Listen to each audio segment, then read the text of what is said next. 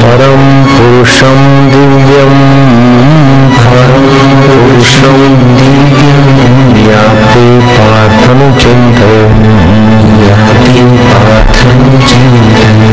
भगवान कहते हैं प्रथानंदन, अभ्यास योग से युक्त और अन्य का चिंतन न करने वाले चित्त से परम पुरुष दिव्य का चिंतन करते हुए उसको प्राप्त हो जाता है। आपके मन में अद्भुत शक्ति है।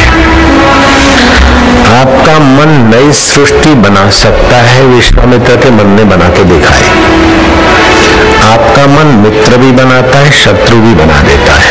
आपका मन दूध में से कितनी वैरायटियां बनाकर बाजार में रख रहा है। हालांकि दूध को विकृत करके बनाई हुई वैरायटियां स्वास्थ्य के लिए तो मीठा विष है, लेकिन मन जीभ के साथ चटोरापन होता है तो पनीर खाएं, फिर बुढ़ापे में उसकी खबर तो ले लेता है वो पनीर। मावा मिठाई स्वास्थ्य के लिए बहुत हानिकारक है, लेकिन दूध को फाड़कर अथवा मावा बनाकर पनीर बनाकर या और कोई दूध को विकृत करके बनाई हुई चीजें स्वास्थ्य संबंधी विचारकों का कहना है कि बहुत हानिकारक है। लेकिन मन ने ये वैरायटियां बना दी, छीड़ की मिठाई, बंगाली मिठाई, फलानी मिठाई, ढिंगनी मिठाई, ये दूध की जो बनी हुई मिठाइयां हैं स्वास्थ्य के लिए तो हितकर नहीं, लेकिन मन ने ये भी बना दी। और तुम्हारे मन ने स्वास्थ्यप्रद भी वैरायटियां बना दी। तुम्हारे मन ने अपने लिए स्वर्ग की यात्रा चुन ली या नरक की यात्रा चुन ली, यक्ष योनि में जाने की यात्रा चुन ली या गंधर्व किंडों की यात्रा चुन ली।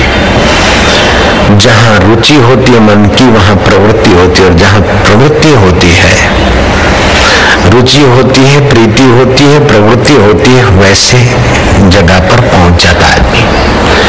विल फाइंड ए वे, जहां चाह वहां राह। तो भगवान आपके मन की चाह कैसी होनी चाहिए? ऐसा कुछ पालो कि फिर पाना ना रहे, ऐसा कुछ जान लो कि फिर जानना बाकी ना रहे, और ऐसी जगह पर पहुंचो कि फिर गिरने का, पतन होने का दुर्भाग्य ना आए। अभ्यास तो सभी लोग करते हैं। माइयों को अभ्यास है भोजन बनाने का, कई माइयों को गपशप लगाने का अभ्यास होता है, कईयों को चुगली करने का अभ्यास होता है, तो कईयों का चुप रहने का सुंदर अभ्यास होता है।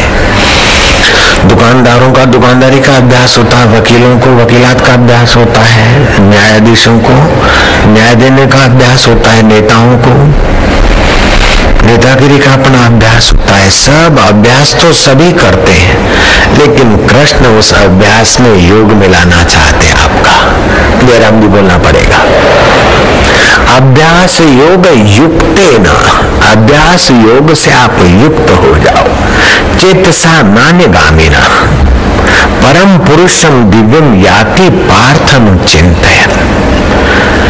अभ्यास योग से युक्त और अन्य का चिंतन न करने वाले चित्त से परम दिव्य पुरुष का चिंतन करते हुए उसको प्राप्त होगा।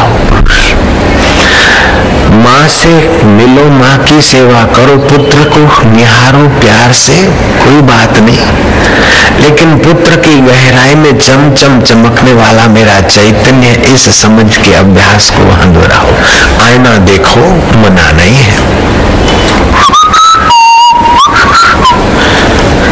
ये देखो वो देखो, लेकिन मन को कहो कि जो दिख रहा है वो एक दिन जल जाएगा या तो गड़ जाएगा, लेकिन जिससे दिख रहा है वो परमेश्वर मेरा, मैं आत्मा चैतन्य। हो गया अभ्यास। व्यवहार काल में सत्य की खबर मन में बार बार आवृत करे और ध्यान काल में उस चैतन्य स्वरूप परमेश्वर में चित्त को लगाए। ये हो गया अभ्यास। धारणा पतंजलि महाराज ने कहा, देश बंधस्य चित्तस्य धारणा, एक देश में एक स्थान में चित्त को लगाना उसको धारणा कहते हैं। 12 निमेष एक जगह पर चित्त लगे, धारणा हो गई। ऐसी 12 धारणा हो जाए तो ध्यान लगने लगेगा।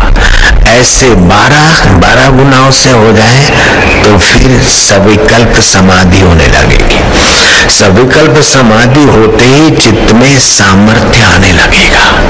सविकल्प समाधि के भी भेद है।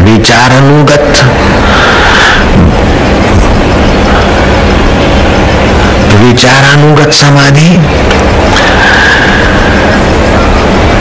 ध्यानानुगत समाधि, आनंदानुगत समाधि, इस प्रकार की भिन्न भिन्न भाव समाधि, भिन्न भिन्न समाधि। लेकिन उस समाधि से जो चित्त को सुख मिलता है, जो मन बुद्धि की ऊंचाइयां होती है, वो तेल, साबुन, पफ, पाउडर, लाली, लिपस्टिक आदि साधनों से नहीं होती। तो अभ्यास योग से युक्त होकर अपनी चेतसा अन्यगामिनी न हो, अन्य प्रवृत्ति करे, लेकिन अन्य में छुपे हुए अनन्य पर दृष्टि रखे तो वह चित्त परम पुरुष दिव्य परब्रह्म परमात्मा का साक्षात्कार करके परमात्मा मय हो जाता है। चित्त चेतन को ध्याए, चित्त चेतन रूप भयो है। चित्त विषयन को ध्याए, विषयन रूप भयो है। चित्त शत्रु को ध्याए, शत्रु रूप भयो है। अपने चित्त को उस चैतन्य परमेश्वर के ध्यान में, परमेश्वर के चिंतन में और परमेश्वर के निमित्त कर्म में लगाओ तो आपका कर्म योग हो जाएगा।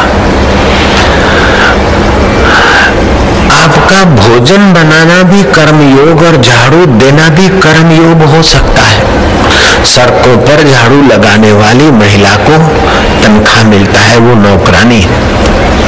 घर में झाड़ू लगाने वाली माँ, बहन, भाभी, बहन आदि जो भी है, वो नौकरानी नहीं कही जाती, उनकी वो सेवा है।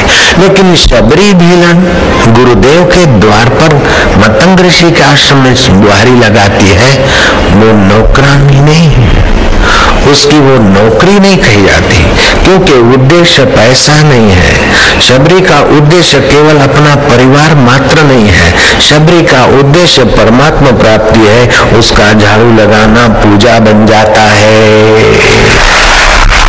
झाड़ू लगाने का कर्म तो वही का वही है, लेकिन उद्देश्य आप कृपा करके अपना उद्देश्य भगवत सुख पाने का उद्देश्य बना